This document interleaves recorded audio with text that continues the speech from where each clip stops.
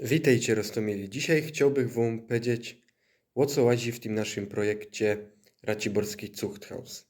Bo siłam z was se pytał, kiedy to baje i o czym to je i po co my to robimy w sumie.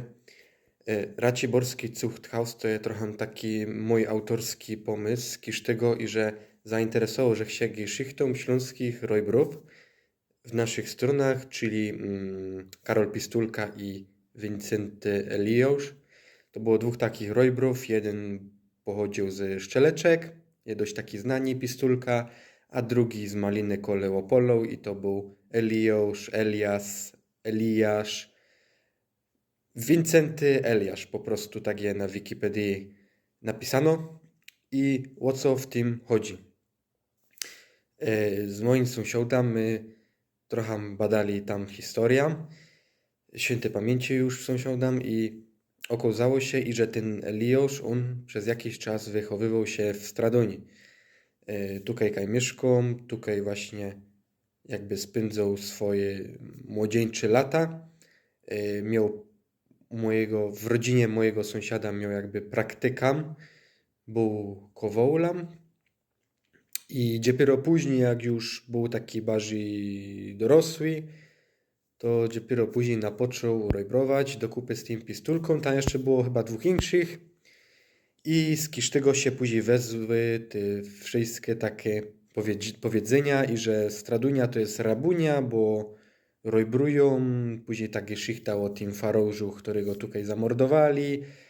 I takie insze geschichty związane z właśnie rojbrowaniem ze Stradunii i z tych okolic, bo to była jedna z wiosek, czy ta tutaj okolica to było jeden z placów, kaj oni napouczyli rojbrować.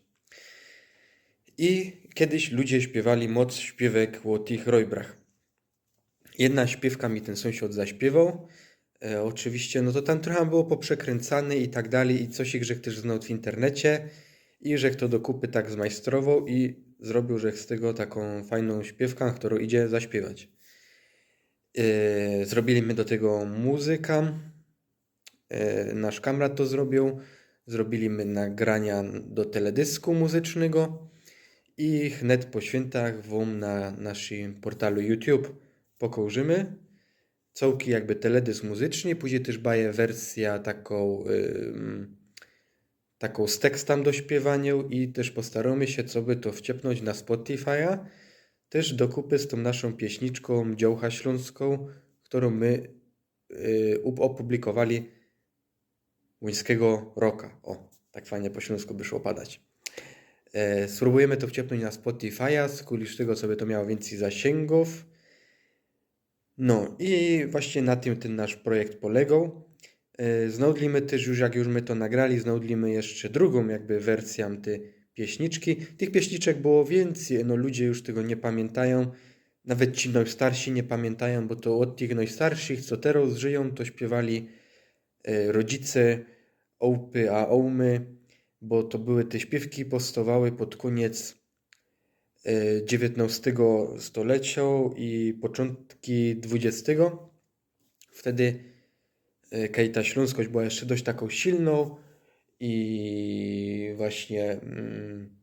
właśnie tutaj jeszcze były te grofy niemieckie i właśnie te rojbrowali te majątki niemieckie i to w ten czas najwięcej tych rozmaitych śpiewek powstawało, zazwyczaj ku przestrodze, tak jak śpiewki o śląskich straszkach, jak utopki, strzygi i bebołki, tak właśnie też ku przestrodze o tych rojbrach powstawały pieśniczki o Pistulce, Eliuszu i innych, którzy kradli, mordowali też i okradali głównie tych grofów, princów i też samego kajzra niemieckiego, bo też geschichta o Eliuszu dotyczy samego kajzra, ale to jest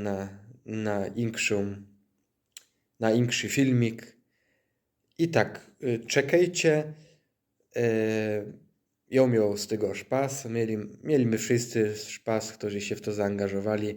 Było fajnie, było śmiesznie i mamy nadzieję, co wam się to też bardzo podobało. i że też będziecie mieć szpas kukając na ten teledysk, a słuchając te pieśniczki, którą je po części trochę śmieszną, też ku przestrodze, ale też mał taki dość smutny koniec. Bez to czekajcie i dajcie nam znać, jak wam się to podobało. Dziękuję i do zaś.